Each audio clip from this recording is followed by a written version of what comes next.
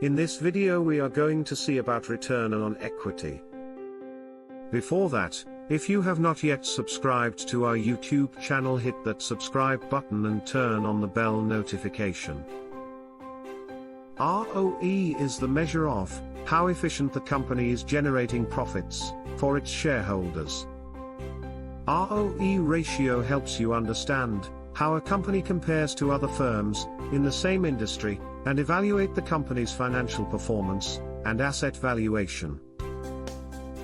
How ROE is calculated.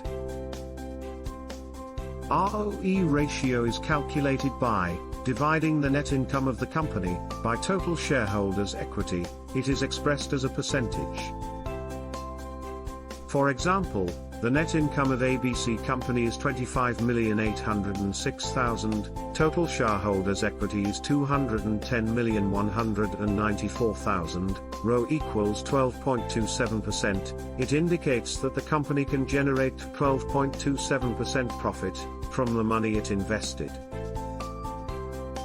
Higher ROE, the more efficient the company can generate profits. Consider two companies, Company A and Company B. Company A has equity of 10 crores, Company B has equity of 100 crores, both the companies are making 100 crores profit. ROE for Company A is 10%, ROE for Company B is 1%, this shows that the Company A is more efficient in generating profits.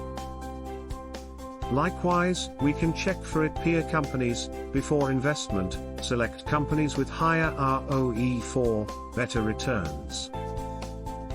The return on equity may not always be positive.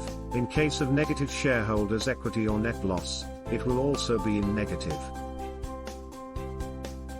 If you want videos like this, stay connected with us.